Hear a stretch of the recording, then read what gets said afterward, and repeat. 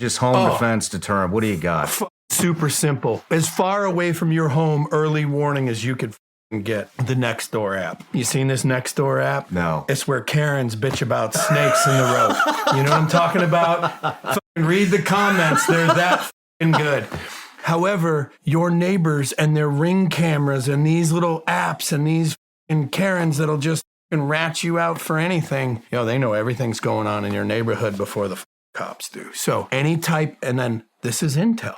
You know what I mean? Mm-hmm. You know this, right? You got to have the intelligence that leads you to whatever problem set or solution set. So, right? As much as you can know about your neighborhood, Facebook groups, your sheriff, your police department has a Facebook group. Get on their shit. Because a lot of times they post shit like, we're looking for this white minivan. You go on the Nextdoor app. People been catching that white minivan doing all kinds of John's shit. Like, oh shit, that's my white minivan. Like, we jump in. 30 knot winds. I landed off the airfield. My backpack hooked on this like bombed building with like rebar. Compound bone was broke. So I kind of push it in, pinch the skin in. We had this first sergeant, the coolest like Mexican guy ever there. And Ivan's like, hey, God damn it, you made it, And I'm like, thanks, First Sergeant. He's like, hey, is the medic here? And he's like, yeah, what's happening? And he was like, oh, something happened? I'm like, yeah. And he's like, Doc, get over here. Medic comes over, cut that off. So I cut it off with scissors. They look at it. The first sergeant's like, oh, God damn it. You know what I mean? And then the medic was like, who did the dressings? I was like, well, I did, Sergeant. I did a double pressure dressing, one and then another to try to close the gap. Goes in his bag, throws me more shit, put that back on. I'm like thinking, fucking this how this goes? How did that brief come down? Fuck, man, the whole regiment, there's a fucking war going on. We're going to fucking war, baby. Everyone's like, yeah, who wants grenades? You're like, I do. Who needs another claymore? You know what I mean? The fucking, as soon as they start throwing grenades and claymores around, this shit's fucking real. It was exactly like every airborne school fucking song. You know what I mean? Like C-140, 64 jumpers, whatever the fuck. I don't even remember the songs. Yeah. I'm doing this poorly, right? But like, we got on the planes. We flew to Iraq. We fucking rigged up. We jumped the fuck out. It was great. But it was 30 knot winds and it fucked up a ton of dudes. I think there was like 80 backboards out there with dudes taped to them. You know what I mean?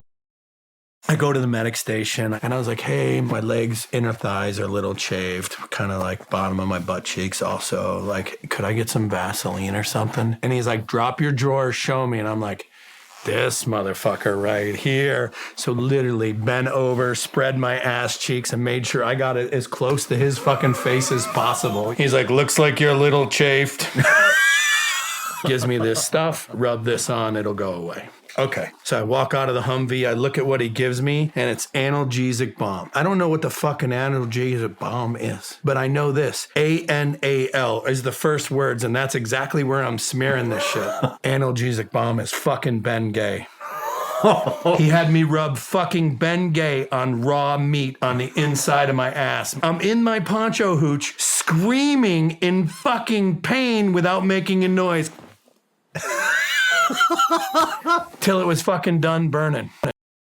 Me and a couple other guys controlled every fucking asset in the Eastern, Western Hemisphere for fucking 10 days. Every fucking bomb, every pound of ordnance. We killed so many people on my fucking first day, like I just stopped counting then and there, like hundreds. Like it's too many to count. How were you killing them? Took some 50 cal sniper shots, shot some guys, but mostly just fucking moving up, bombing them, right? Because you can't get there from here. And if they shoot at me from that mountain, like I'll just level it.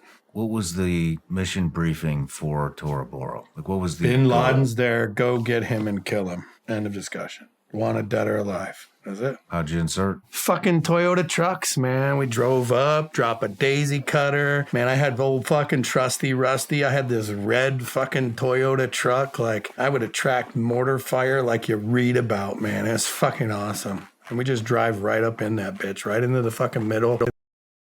So I land in Iraq. I get to the VVIP. Like, my fucking desk is a marble table 60 fucking feet long. I'm in this ornate room with bath party symbols on the ceiling. It's wood, it's marble. We got like a fucking 4-6 head gold shower. Like, I'm like, yo, this is war. That fucking thing hitting me in the nuts, the gold thing that's low. Like, this is how you fucking war right here, not fucking shitting in a hole. So in one day, I went from like shitting in a hole to like fucking gold showers.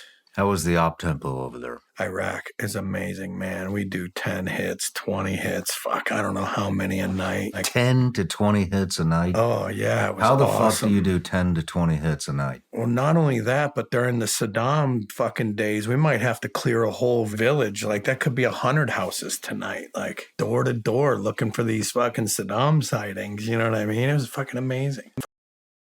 And they're like, you want to go on a mission? I was like, have you asked my boss? And they're like, we will. And I was like, yeah, I'll go on a mission. What is it? And they're like, come this way, right? So they want me to go out alone. And the reason I had to go out alone is the general at the time said we could only hit targets if there's US eyes on, but you can't leave the wire. So when I came to Bagram, technically my status was in transit. So they kept me in transit through the whole mission. And then when I got back, they showed the video, US eyes on, and they launched. Interesting. Well, that's the kind of shit we had to do to fucking make change. How long did it take you to get up to Tora Bora? I was out there like 10 days or 2 weeks. You ain't getting anywhere quick. You know what I mean? Riding in fucking Savage taxis and fucking Jenga trucks. Me and another guy worked the intel on Saddam like the whole time.